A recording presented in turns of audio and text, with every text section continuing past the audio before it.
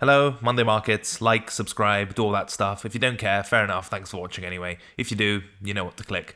So, we have two things going on at the moment that are contextually important. The first is we've had almost a full week of price action following the weekly breakout on BTC USD. The second, we have some news surrounding CFTC suing Binance for not adhering to their commodities regulations and all sorts of other regulations in relation to that, such as allegedly running a trading desk and doing all sorts of things in that manner. There's further speculation that there may be follow-on lawsuits from other three-letter agencies, but all of that is just the rumor mill swirling around and lots of speculation. That's something we can cover at more length in Casual Friday. Apologies for missing that one last week. Don was away and I was also away. However, for this show, we're going to be mostly chart oriented, so let's get into it. As far as the monthly time frame goes, not much has changed. We have 4 days left, and it looks like we're going to get an engulfing monthly breakout. And by that I mean two things. First is monthly breakouts, the monthly closing above monthly resistance at 23.3, absent some sort of crazy nuke in the next 4 days. And on the engulfing side, it's an engulfing of the previous month's candle, because most likely we will have spiked below previous month's low and closed above previous month's high. So that contextually sets up a very nice monthly time frame candle. Again, unless it nukes in the next few days, but there'll be content around that anyway with the newsletter, Donstream, and so on and so forth. If it closes anything like this, you have monthly breakout and also monthly engulfing at the same time, all of which are good signs. And then the next monthly magnet for that, unless the breakout fails or some fuckery happens, if we take the market at face value, is 35k, large retest level of the previous consolidation. That's really all there is to it. I know some of you astute observers of the channel will be looking at these lows around here. Is this a trouble area at 26.7? The reason I'm not talking about any wicks on the monthly time frame is twofold. First, candle bodies on the monthly are just much better than the wicks. Second, those wick areas on the monthly still get captured just on the lower time frames, and we're not ignoring them completely. So as far as the monthly goes, we have the close coming up, and it will be closed by the next time we do Monday Markets. If it closes anything like this, we have engulfing plus breakout, which is good. And obviously, breakout target is 35. Bullish argument goes to complete shit if we even start coming close to 23 on the monthly, in my opinion. If this is a real trend-forming breakout, as discussed ad nauseam last week, it shouldn't really be coming back anywhere. And that's something we will focus on the other timeframes as well. So with that in mind, we will approach the weekly timeframe and see what it has to offer. The answer at the moment is not much. And we'll discuss the implications of that because it's not just a nothing burger. So again, the main argument for bulls is that we had a 6 to 8 month consolidation and we broke out of that consolidation, which is a precursor to continuation in the direction of the break and could also be a trend forming break that doesn't allow for particularly deep pullbacks. At the moment, the market's just stalled. I don't think it's terribly important 1 week after. So big green candle and then one red candle is acceptable. However, again, not to go over all the examples, generally speaking, previous examples of trend forming breakouts have fairly short consolidations before continuation. So 1 week is okay. 2 weeks would be quite dodgy, I think, and basically the longer the market stalls post-breakout without offering continuation, the lower the odds of this being a trend-forming breakout. So really we can set a mental timer for this thing that really, if this is one of those big weekly breakouts that's going to have follow-through, it has 1 or 2 weeks max, I think, to allow for that, and anything else starts looking a bit too slow, too distribution-y, and too different from previous trend-forming breaks to make the argument on this occasion. At the moment, it's fine. I think one red weekly is okay, and we'll discuss some early warning signals on the daily time frame as to, what might make us more defensive. But for the time being, I still think the weekly breakout argument is at least tenable.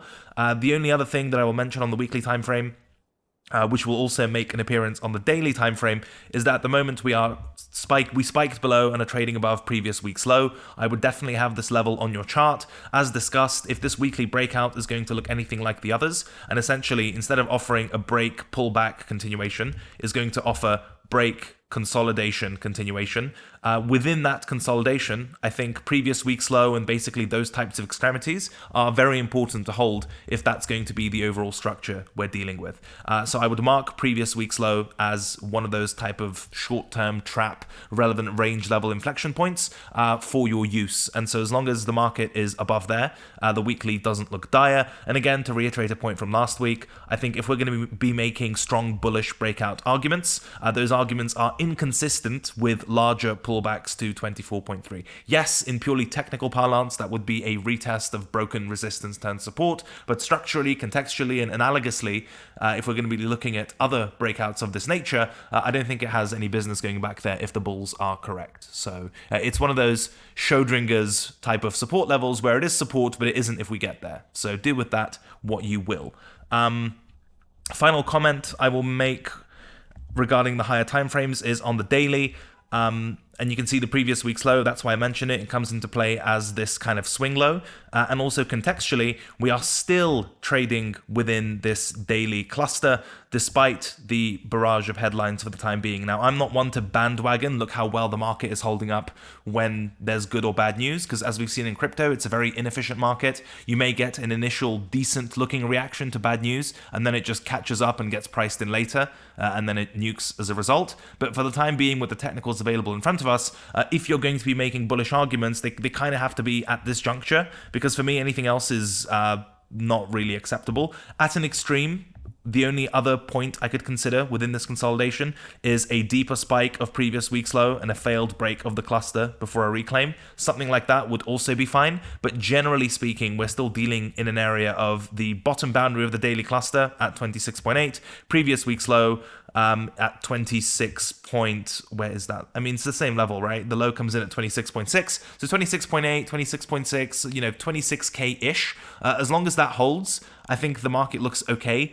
Anything below that, and certainly breakdowns that don't reclaim immediately, start looking really bad. Because ordinarily, again, you would make the argument that, yeah, this is one range, but then this would be a retest of the bigger range, so that's fine as well. In my mind, this is really the only support that's relevant, and trading down here just gives back too much momentum and really, I think, puts a dent in the trend-forming breakout argument. So I kind of don't want to see it go back there. Yes, structurally it's support, but contextually it might as well not be. So I think the plan for this week, bigger picture, is, my whole kind of approach, especially on the low time frame strategies, is to look to do business, look to do business at the extremities, where I think risk is best defined and I have the best proximity to invalidation. So for me, that would mean looking for entry triggers for bounces at mid 26s, 26.5, 6, 8, doesn't matter, that daily cluster previous week's low consolidation. The lower time frame strategy target for that would, as usual, be the lower time frame range midpoint and then the lower time frame range high, with perhaps a view to keeping on a position if it turns into a runner, although knowing me, that's unlikely. If the market is going to be bearish, I think the earliest signal of that would be a daily close below the cluster. And the reason that might sound a bit late or conservative, but again, if you consider what we're dealing with, we have a monthly breakout pending and a weekly breakout pending. Do they look particularly amazing at the moment? No. Am I willing to give them a chance because those higher time frames are pointing in one direction and you have alignment between the monthly and the weekly? Yes, I'm willing to be slightly flexible on the daily time frame to give those breakouts a chance. And my definition of slightly flexible in the current circumstances is hold the daily cluster and ideally hold previous week's low. Anything below that, not interested. If it does get below that, you can flip bias and be bearish, sure, that's fine. Although I think it might be quite tricky to do that in time because you're still dealing with this trouble area, whether you like it or not. I think if it breaks down, I'll just kind of let it go. And the high conviction trades, if this cluster fails, will either be a cluster reclaim or a deviation back within the bigger range, which would shift macro bias to quite bearish, I think. Okay, so essentially I've made 3 points. Point number 1 is previous week's low and daily cluster are your supports until proven otherwise. If they fail, the two corresponding ideas that would form as a result is waiting and or looking for a deviation at 24.3 to see if the bigger picture is fucked, or once it breaks down, waiting for a reclaim of the cluster to give you something risk defined and take the same idea just after a news oriented squeeze. I guess as a final point, purely mechanically speaking, if stuff starts to break down, maybe there's a bounce trade from here into some interim level, but bigger picture, I think giving back this candle basically is a bit of a death sentence, and I don't want to see that. As usual, apply your ordinary range trading toolkit to this. Support is support until proven otherwise, resistance until proven otherwise, so on and so forth. I have a tweet about it somewhere, but I think we're at the same levels with some additional context, and I think it's also worth observing to what extent, especially over the next 24 hours or so, the market is willing to absorb the Binance news, because the headlines are important, but how the market reacts is also important. But hopefully no one was too caught off guard by the daily cluster, and bigger picture, we are still within this consolidation, hasn't decisively broken either way, so I will happily continue using the levels as long as the market continues to respect them. Hopefully that makes sense. On the ETH BTC front, really nothing else to say. At least nothing changed. We talked about how this was the weekly breakdown, and then we just had a bit of a small red week in comparison, and that's it. So again, bigger ETH BTC ramifications arrive on a reclaim of the sort of 6.6s or down at 5.5, 5.6. At the moment, this is no man's land, so deeply uninteresting to me. Even on the daily time frame, just kind of nuked the range, and it's gone sideways since then. So I'm not going to read too much into it because there's nothing to read into. As far as ETH USD goes, I just don't love this chart. Again, Bitcoin has my focus because that is the one offering what could be a trend forming breakout or a mega deviation, whatever, basically with the clearer structure, especially in terms of where it's come from as opposed to where it is now. ETH is neither here nor there. I mean, the ETH BTC argument makes that particularly clear. As far as the weekly USD timeframe goes, essentially, I still think it's sort of been struggling at these market structure levels at 1700 as the local resistance, and then some form of 1600 as your support. And that's really it. I mean, if you look on the daily time frame, this thing is really messy. And if you're looking for continuation plays on this, this is just a miserable mean reverting range. So it absolutely does not warrant my attention for the time being. I think if you get a decisive failed breakout on the daily time frame, where essentially even with the most charitable interpretation of what this range high sort of breakout level looks like, and it quite clearly pukes below it, then I think probably the market as a whole would look quite bad, and ETH BTC would look particularly bad. But for the time being, it broke out and hasn't.